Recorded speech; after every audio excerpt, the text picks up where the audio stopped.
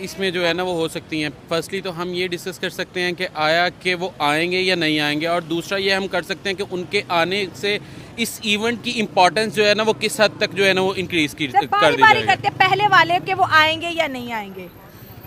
जहाँ तक के जो है ना वो पास्ट एक्सपीरियंस है जो है ना वो रिसेंट जो है ना वो 3-4 ईयर्स का, जब से जो है ना वो बेसिकली इंडिया ने रिवोक किया है स्टेटस जो है ना, और हमारी जो है ना वो कोल्ड वॉर जो है ना वो चल रही है इंडिया के साथ, उसके बाद से तो ये नामुमकिन लगता है। क्योंकि आप ये देख लें कि छोटे छोटे इवेंट जो थे क्रिकेट के, वहाँ पे जो है ना वो उन्होंने आना मुनासिब नहीं समझा। इवन के उन्होंने जो है ना वो आईसीसी के साथ डायरेक्ट जो है ना वो पंगा लिया, उन्होंने डायरेक्टली जो है ना वो कह दिया। इवन के उन्होंने इन्फ्लुएंस करने की कोशिश की कि अभी जो है ना वो हम T20 world cup champion trophy के लिए भी जो है ना वो ना आ सके जो है ना वो वाला। बिल्कुल हाँ। तो जब वो इतने इवेंट तक जो है ना वो जब खिलाड़ी भेजने के लिए नहीं मान रहे हैं, तो ऑब्वियसली बात है कि प्रेसिडेंट को प्राइम मिनिस्टर को कहाँ पे भेजने के लिए जो है ना वो मानेंगे।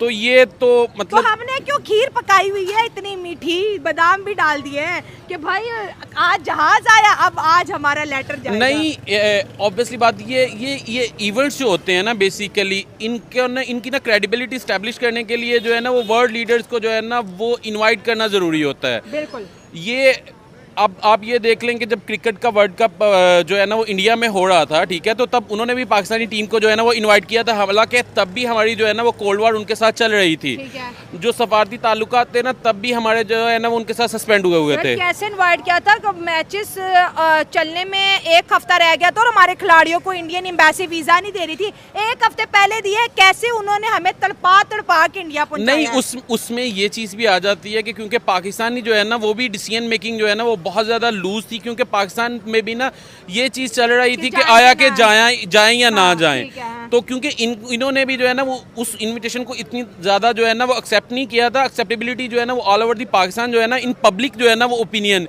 इस तरह नहीं था कि जाएं। लेकिन जो सेन वॉइसेस थी वो यही कह रही थी कि जाना चाहिए, ऑब्वियसली बात है। ठीक है। और बेसिकली खैर उनको भी आना चाहिए, बिकॉज आप ये देखें कि हमारी इंडिया के साथ कोई इतनी बड़ी जंग नहीं है जितनी जो है ना वो आप यूरोपियन डार्क एजेस में देखें कि जितनी जंगें वहाँ पे हुई हैं, ठीक है।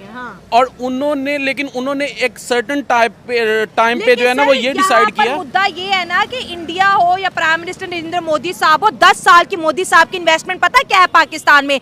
कि पाकिस्तान के अंदर टेररिज्म है, पाकिस्तान क्रॉस बॉर्डर टेररिज्म करवा रहा है। यहाँ पर उसामा बिन लादेन है, यहाँ पर दाऊद इब्राहिम है, यहाँ पर जो है हाफिज सईद है, और हर फोरम पे डॉक्टर एस जयशंकर और मोदी साहब, वो पाकिस्तान की बात आती है, वो कह रहे दुनिया दहशतगर्दी को खत्म करने के लिए भारत का साथ है। अब ये चीज लोगों के दिमागों में फिट होगी। अगर आज इंडिया यहाँ पर पाकिस्तान में आके बैठता है तो वो 10 साल की इन्वेस्टमेंट तो उनकी खत्म हो जाएगी।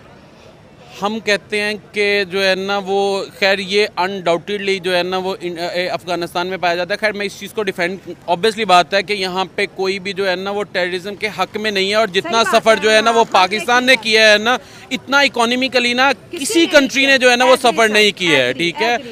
और यहाँ पे हम जो है ना वो एज अ पब्लिक वॉइसेस कौन कहता है कि यहाँ पे जो है ना वो दहशतगर्दी हो, ठीक है। और मुशर्रफ के दौर में जब यहाँ पे जो है ना वो ब्लास्ट हो रहे थे, वो टाइम जो है ना वो हमने सफ़र किया हुआ है, ठीक है। और अभी भी जो सैंक्शंस पाकिस्तान में जिस तरह से जो है ना वो आप एज अ फ्रीलांसर जो है ना वो देख लें, आपके पेपाल जो है ना वो नहीं आ रहा, आपकी इकोनॉमी जो है ना वो इकोनॉमी जो है ना वो रिजिड का शिकार है। सो बेसिकली ये है कि कोई बंदा भी नहीं चाहता। बेसिकली ये है कि कहीं पे जिस तरह से जो है ना वो मुशर्रफ के दौर में, वाजपेयी के दौर में वो एक कॉमन एजेंडे पे जो है ना वो आ गए थे। अब भी डिस्कशन करके आप ये देखें, इंडिया बहुत बड़ी पॉपुलेशन है, ठीक है, इकोनॉमी उनकी अच्छी, उनकी गवर्नमेंट स्ट्रांग कह ले, लेकिन पॉवर्टी जो है ना वो वहाँ पे हमसे कहीं ज्यादा है, ठीक है। 46 मिनट हवाओं और फिजाओं में मोदी जी पाकिस्तान के क्या रह लिए कि आपके वजीर आजम ने तो एससीओ की मीटिंग में पूरा धावा ही बोल दिया कि आ जाइए, और बहुत बोल्ड डिसीजन, बहुत बोल्ड स्टेटमेंट दिया है कि अगर आप बिजी हैं तो हम इस एससीओ की मीटिंग को, इस संघाई कॉर्पोरेशन ऑर्गेनाइजेशन की मीटिंग को हम अक्टूबर में कर लेंगे, पर आप आइए। अब जियोपॉलिटिक्स के हिसाब से मुझे ऐसा लगता है कि डॉक्टर एस जयशंकर ऐसा ना हो कि जाएं, ऐसा हो सकता है कि वो जाएं, वो जा करके बात करें, वो जा करके कन्फ्रंटेशन करें।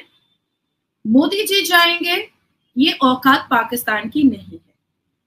मोदी जी जाकर के वो उस एससीओ की मीटिंग में, समिट में बैठेंगे और अपनी बात रखेंगे, ये औकात पाकिस्तान की नहीं है। और इस औकात को बर्बाद करने वाला पाकिस्तान और पाकिस्तान की आवाम खुद है, अनम खुद है।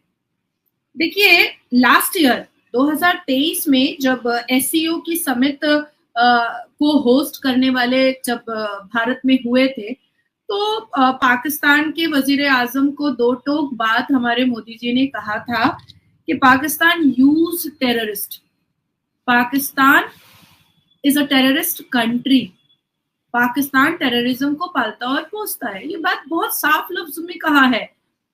अच्छा, इंडिपेंडेंस के बाद पहली बार, जब से हमारा देश आजाद हुआ है, तब से पहली बार हम लोगों को इतना करिज्मेटिक और इतना आउटस्पोकन हम लोगों को एक प्रधानमंत्री मिला है जो पाकिस्तान के वजीर आजम की आंखों में आंखें डाल करके कहता है कि भाई तुम तो टेररिस्ट फैक्ट्री तुम चलाते हो सकता है कि आपके देश के वजीर आजम ये समझ गए होंगे कि अब बिना मोदी जी के पाकिस्तान संभल नहीं पाएगा, या बिना मोदी जी से अच्छे रिश्ता रखे हुए ना अमेरिका सपोर्ट करेगा, ना रशिया सपोर्ट करेगा, ना इजराइल सपोर्ट करेगा, ना अरब सपोर्ट करेगा, और ना ही 56 मुस्लिम कंट्रीज हमको सपोर्ट करेगी।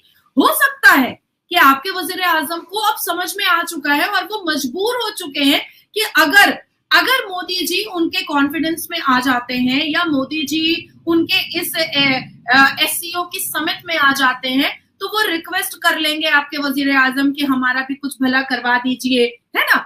और क्योंकि हालिया में अभी जेलेंस्की से मोदी जी की मुलाकात हुई है, तो पूरी दुनिया में एक मैसेज तो चला ही गया है कि मोदी जी किसी के विरोध में नहीं है, बल्कि वो टेररिज्म और किसी भी तरीके के जंग के विरोध में वो हमेशा रहते हैं।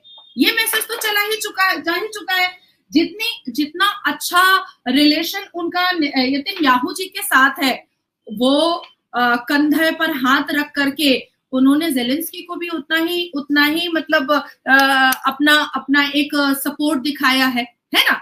अभी रशिया यूक्रेन वाला तो अभी चल ही रहा था, लेकिन बात यहाँ पर आती है कि चलो मान लेते हैं कि सब कोई मिला करके पाकिस्तान को फिर से फंड कर देता है, हम मान लेते, चलो एक सेकंड के लिए आज मान ही लेती हूँ, जो मैं कभी नहीं मानती हूँ, आज मैं मान ही लेती हूँ अनम। लेकिन क्या आपकी आवाम अश्लीलता छोड़ देगी?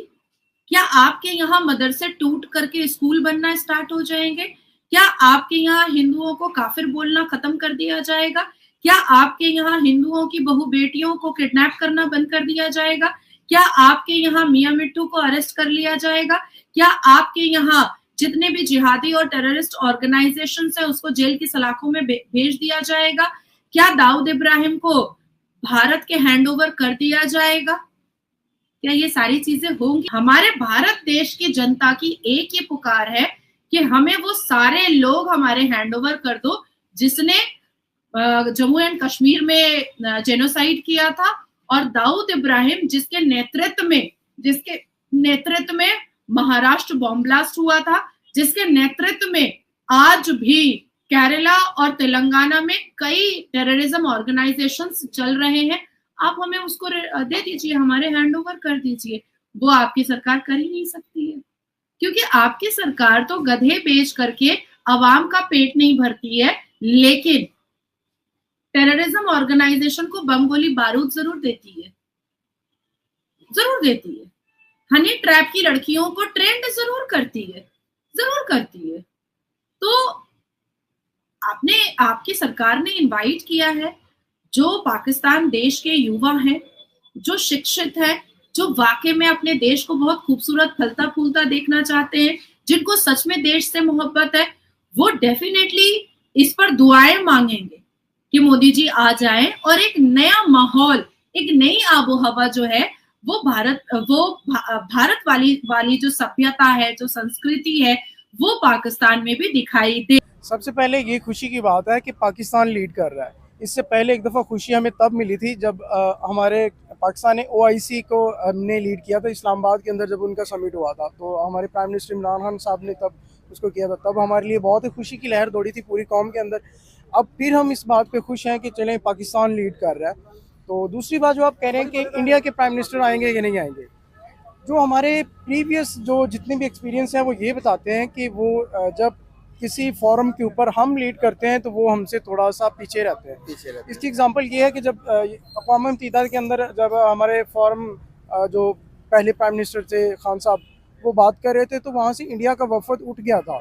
जब खान साहब इस्लामोफोबिया पे बात कर रहे थे, कश्मीर इश्यूज़ पे बात कर रहे थे, इसके अलावा क्लाइमेट चेंजेस पे बात की थी उन्होंने, तब इंडिया वाले वहाँ से उठ के चले गए थे। उसके बाद जब इंडिया का वफद बात कर रहा था तो पाकिस्तान वाले भी उठे थे। तो तो जाहिर सी सेम बात है, सेम दोनों मुल्क कोशिश करते हैं कि किसी भी प्लेटफॉर्म पर एक दूसरे को हमने डिग्रेड करना है। कोशिश होती है, जाहिर सी हाँ। बात है, प्रीवियस हुआ है, बहुत दफ़ा ऐसा हो चुका है। जी लेकिन खुशी होगी अगर इंडिया वाले भी उसके अंदर आए, प्राइम मिनिस्टर वहाँ की शिरकत करें, आए वहाँ पे, क्योंकि हम लीड कर रहे हैं तो ये भी एक इम्पैक्ट जाता है वर्ल्ड के अंदर। पाकिस्तान ने लीड अगर किया। अगर आ जाते हैं नरेंद्र मोदी इंडिया के प्राइम मिनिस्टर पाकिस्तान के अंदर, तो इससे कोई बेनिफिट होगा हमें? ग्लोबली दुनिया हमें किस नज़र से देखेगी? क्या फ़ायदे हो सकते हैं पाकिस्तान को? क्या समझते हैं इस चीज़ को, कैसे देखते हैं? सर मैं इस नज़र से देखता हूँ कि एक अमन का पैगाम होता है जो दुनिया वाले जो अगर वो नहीं आते तो शायद एक इम्पैक्ट जाए कि आइंदा अगर हम पाकिस्तान के अंदर सबमिट करेंगे तो कुछ कंट्रीज़ इसके अंदर शायद शिरकत ना करें। जैसे एक दफ़ा इसराइल के जब उनको वेलकम किया गया था किसी समिट के अंदर तो हमारे प्राइम मिनिस्टर बैठे रहे थे क्योंकि हमने उनको तस्लीम नहीं किया था। वो भी एक इसी तरह का ही मैसेज गया था। तो अगर मेरे माइंड के मुताबिक ये है कि इंडिया के प्राइम मिनिस्टर को आ जाना चाहिए, यहाँ पे इनको अपने इख्तलाफात साइड रख के इंसानियत की बेस पे और दूसरी चीज़ों को मद्देनज़र रखते हुए एक बड़ी सोच के साथ उनको शिरकत करनी चाहिए।